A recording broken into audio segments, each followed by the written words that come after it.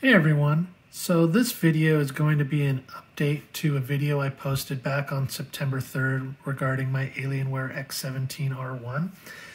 That previous video was just a general overview impression of the laptop, but unfortunately the laptop in that video, the webcam did not work whatsoever. I discovered that within a few minutes of turning on the laptop. So just to make a long story short, I ordered the laptop on July 19th directly through Dell. It was a custom configuration. I got it on July 31st, and then, as I just said, started up the laptop, discovered the webcam didn't work. I ended up calling Dell's customer support, and we did a bunch of troubleshooting things over the phone and could not get the webcam to work, period. So they ended up offering me a new replacement. And because it's a new replacement, not a refurb, it has to go through the same manufacturing process as before. Originally, it was going to arrive on September 9th, but it did not arrive until November 11th. Now, in the meantime, I decided to put out that video. And when I made that video, I hadn't really used the laptop that much. I didn't really feel invested in the laptop because I knew, well, it's going back, so I don't really care. And as several people pointed out in that video, it was really dusty. And because, I didn't bother to dust it because I didn't care. Now, this laptop's a different story. So this is the replacement. It's a like-for-like replacement, so it's the same tech specs as the previous one. So this is so anyways, I'll just go over that real quick. It's the Intel i7-11800H Tiger Lake CPU, Nvidia RTX 3080 laptop GPU, 16 gigs of VRAM, GDDR6, 165 watts, the 1080p 360 Hz display with GSYNC and Advanced Optimus, and I'll just show real quick. So it's currently it's discrete GPU only.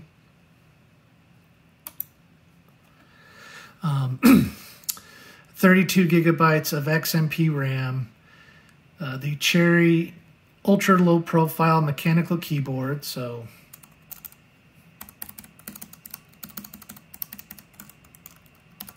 what it sounds like. I know some people don't like it. Me personally, I don't care. Oh yeah, per key lighting. Can't forget the per key lighting, but that's pretty much standard whether you get the mechanical keyboard or the membrane keyboard.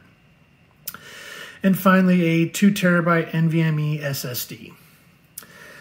And so finally, after got this November 11th, and after spending a little over a month and a half now with this, I thought I would come back and do another video just talking. Again, this is a general overview. This isn't going to be anything in depth. And I'll just say first off, performance on this thing is awesome. Really love it so far. Everything that I've thrown at this thing, it pretty much runs it as expected. You can pretty much max out the settings at 1080p, 1440p, and it'll run great. Excuse me. Temperatures are really good. Average temperature for the GPU is usually around 67 degrees Celsius. I've seen it go as high as 74, and that's about it. The CPU, now in the BIOS, you can actually set the CPU TCC offset. It gives you the option of 1 and 15. So by default, it will throttle the CPU at 100 degrees Celsius. I have it set to 15, so it throttles it at 85 degrees Celsius. So yes, I do lose some performance, but if you're worried about that, you can change it. I haven't tried any kind of undervolting yet. That's something I'll probably get to here at some point in the near future. But I pretty much run it with its stock settings. I haven't even enabled XMP mode on the RAM. But yeah, everything so far has been great with the laptop. The webcam does thankfully work on this. I do keep it clean. It is a bit of a fingerprint magnet, so if that really bothers you, use one of these. This standard microfiber cloth. I also purchased the Alienware 610M wireless mouse. Works really nice with the laptop. It's easy to set up through the Alienware Command Center. And speaking of Alienware Command Center, this is Alienware Command Center. If you've ever used it, it's okay. It works. It's functional. It could be so much better, but for setting profiles, performance profiles, it works. It's easy to control the fan, so it's currently set in its performance mode. I will run the system with full speed just so you can hear what the thing sounds like when the fans are going at 100%.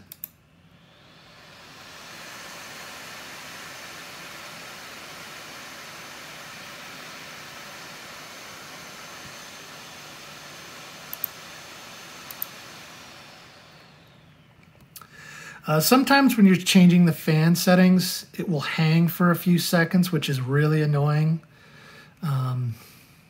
But yeah, this is the Command Center. It could be better. Hopefully in the future, Dell really overhauls it so that it could be so much more than what it is right now. I'm not going to go into this too in depth. This is just more of an update, general overview. Speakers. It sounds okay. Again, nothing special. This is just a quick demonstration of the speakers.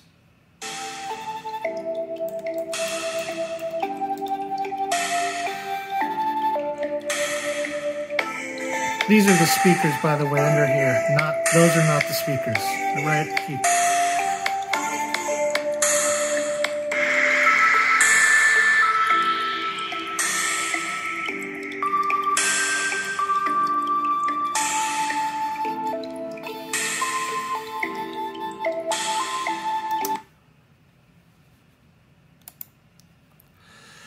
And the webcam itself, again, it's functional.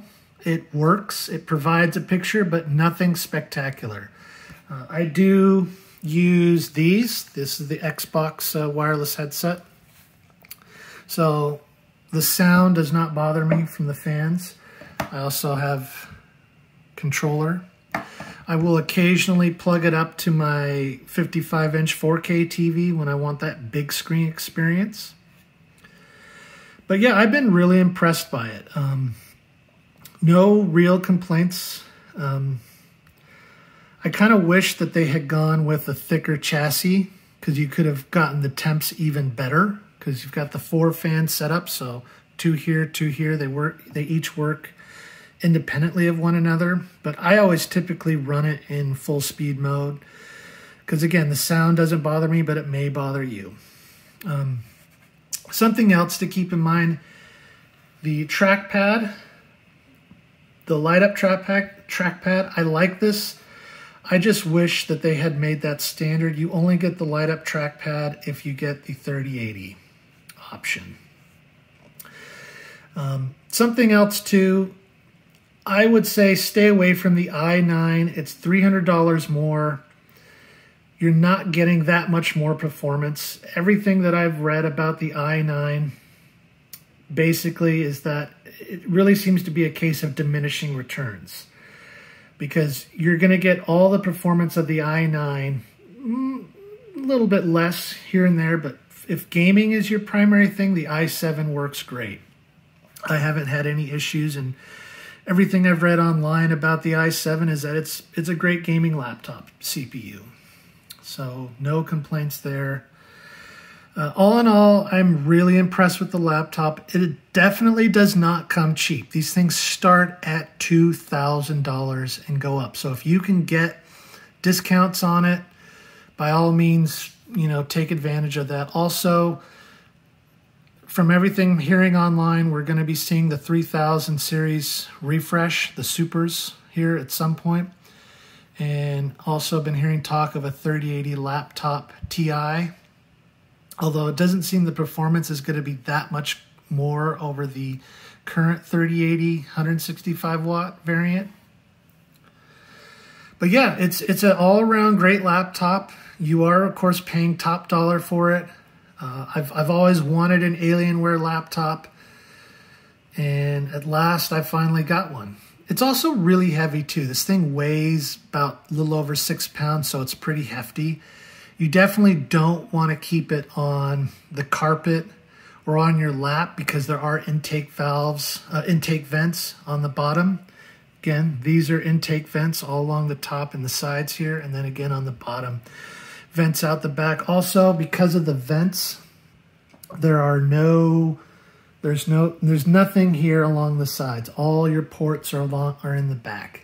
You get the power supply port here on the side and the 3.51 millimeter headset jack on the side, and that's it. So yeah, very impressive. Everything I've thrown at it has run like a dream. The only game that I would say, I don't want to say stressed it, but certainly put it through a workout was Halo Infinite, which I played through on the big screen. And pretty much had most of the settings set to their maximum or near the maximum. And was able to get, you know, near 4K image. Granted, I did use dynamic resolution scaling, but performance was great in terms of trying to achieve 60. So, yeah, not much more I can say about it. Great laptop. By all means, if you've got the money, do it. So, all right. I'll, post something again here in the future. Adios.